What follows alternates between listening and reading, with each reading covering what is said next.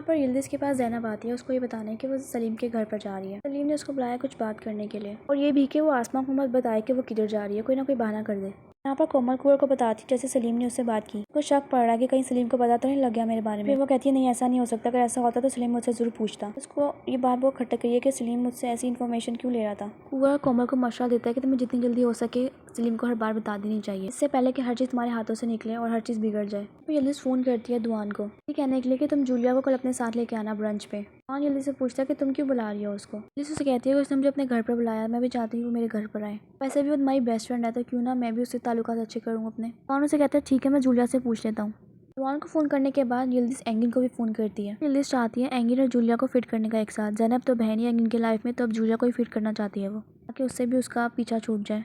यहाँ पर ज़ैनब सलीम के घर आ चुकी है और सलीम को हिम्मत नहीं हो रही वो कैसे उसे बात शुरू करे, पर वो उसे कहता है कि मैं तुमसे बहुत जरूरी बात करना चाहता हूँ, तुम ही हो जो मुझे इस बात का जवाब दे सकती हो। कहता है कि क्या तुम कोमल को जानती हो? ये हाँ मैं जानती हूँ, वो यिल्दिज़ के एक्स हस्बैंड की बेटी है। वो ज़ैनब से कहता है दरअसल वो मेरी गर्लफ्रेंड है, लेकिन मैं उसको इज़गी के नाम से जानता हूँ, कोमल के नाम से नहीं। मुझे अपने बारे में हर चीज़ झूठ बताई है, शुरू से लेकर एंड तक उसके सिर्फ और सिर्फ झूठ ही है मेरे पास। तुम ये सोचो कि मुझे अभी तक उसका नाम भी नहीं पता, उसने मुझे ये भी झूठ बताया।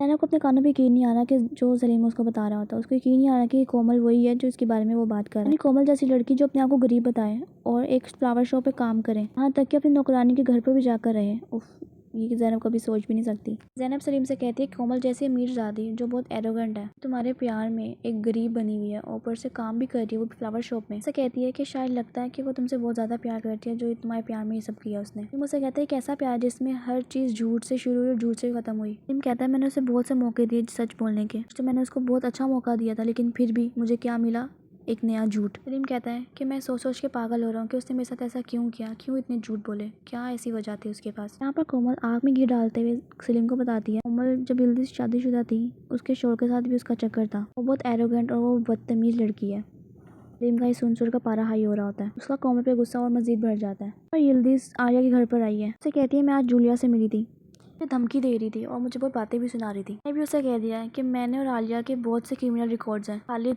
मेरा जो साबका शोर था उसको सीढ़ियों से गिरा रही थी तब मैं वहाँ पर ही खड़ी थी। और तो और अली जब धमाके से उड़ा था मैं और आलिया वहीं पर ही थे। अच्छा खासा उसको डराया है, अगर कुछ हुआ तो मैं और आलिया तुम्हारे फार्म को धमाके से उड़ा देंगे, क्योंकि हम आग भी लगा सकते हैं वहाँ पर। आलिया यिल्दिज़ को गुस्से से देख रही होती है और उसे कहती तुम पागल हो जो तुम इसको हर चीज़ बता के आई हो। हमारी बाकी सारी चीज़ें तो ठीक थी, पर जो आग लगाने की बात है तुम्हारे में इतनी हिम्मत नहीं कि तुम ये सब कर सको। फिर यिल्दिज़ वास तोड़ती है गुस्से में, कोई फर्क नहीं पड़ता। वह कहती है इसमें मेरा कोई नुकसान नहीं है, ऐसे भी यिल्दिज़ का नुकसान है क्योंकि ये घर उसी का तो नाम होगा। यिल्दिज़ रुक जाती है ना चाहते हुए भी। फिर आलिया पे चीखती है कि तुम्हारी हिम्मत कैसे हुई तुम जूलिया को मेरे नाम से गलत बातें बताओ। कहती है मेरी मर्जी, मेरा दिल किया तो मैंने कर दिया। यिल्दिज़ को आलिया पे और गुस्सा आता है, इतने में कुंवर और कोमल आ जाते हैं। वो कहती है ये सब क्या हो रहा है। आलिया और यिल्दिज़ उन दोनों को देख कर एक साथ बोलते हैं शट अप। दोनों वहीं पर चुप कर जाते हैं और वापस चले जाती है कोमल। यहीं पर रुक जाता है उनका झगड़ा खत्म करने के लिए। वो कहता है हम यहाँ पर एक खेल खेलेंगे जिससे पता लगेगा कि आप दोनों को एक दूसरे से ज़्यादा कौन जानता है। वो खेल शुरू करते हैं और एक एक करके कोर उनसे सवाल पूछता है। उन दोनों से एक दूसरे की फेवरेट डिशेस पूछता है। यिल्दिज़ और आलिया दोनों ही गलत बताते हैं। तो वो यिल्दिज़ से पूछता है कौन ऐसा शख्स है जिससे आलिया सबसे ज़्यादा प्यार करती थी। काया का नाम लेती है। तो आलिया की उस लिपस्टिक के बारे में पूछता है जिसको देखकर सब हैरान परेशान हो गए थे।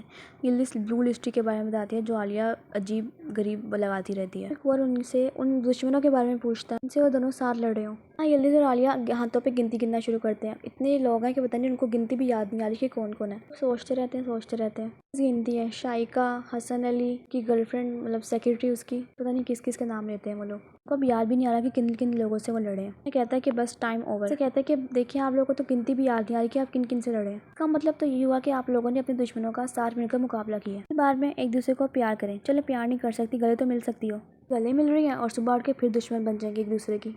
दुआन का जूलिया को फ़ोन आया। दुआन जूलिया को यिल्दिज़ के घर जाने का कहता है कि उसको बताता है कि उसने हमें ब्रंच पे बुलाया।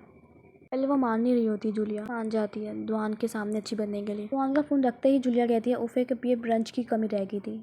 जूलिया भी एक नंबर की फेक है। यहाँ पर आलिया चिपकू फिर से एंगिन के पास आ गई है। अपना काम निकलवाने के लिए किसी भी हद तक जाग सकती है। को याद दिलाती है अपने बिजनेस के बारे में। उसको बताती है कि हम एक पार्टी रखेंगे अपने बिजनेस स्टार्ट होने पे, उसके पैसे भी एंगिन को देने पड़ेंगे। यानी अच्छा बकरा फांसा है आलिया ने। एंगिन भी इतना बेवकूफ़ है, उसकी हर बातों में आ जाता है। जब यिल्दिज़ को पता लगता है कि दुआन और जूलिया आ गई हैं, भागकर स्टाइल से खड़ी हो जाती है। जूलिया फूल लेके आती है यिल्दिज़ के लिए। दोनों ही एक दूसरे को फेक लव दिखाते हैं।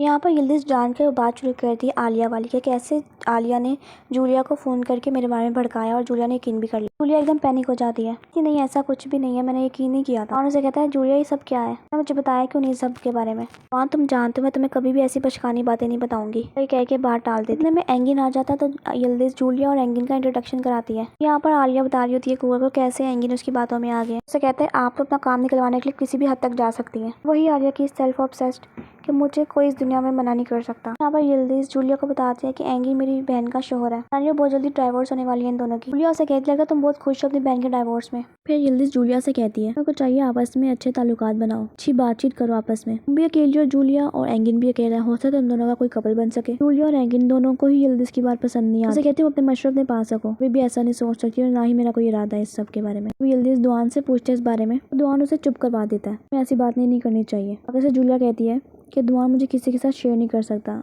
As a friend. यिल्दिज़ को इसी बात पे बहुत तप चढ़ जाती है। कोमल हॉस्पिटल आती है सलीम से मिलने। सलीम उसको अच्छा खासा रिस्पॉन्स नहीं देता, बल्कि वो उसे कहता है मुझे तुम्हारी आईडी चाहिए। तो पूछते है कि तुम्हें मेरी आईडी क्यों चाहिए। सलीम बहाना करता है कि हमारे हॉस्पिटल में एक कैंपेन चल रही है कैंसर की, तुम्हारा नाम मुझे लिखवाना है। और उसे एक और झूठ बोलती है कि मेरा आईडी कार्ड गुम गया है, जैसे ही आईडी कार्ड मिलेगा मैं तुम्हें जरूर दे दूंगी। सलीम का मूड मजीद खराब हो जाता है। ओके तो एपिसोड खत्म, बाय बाय।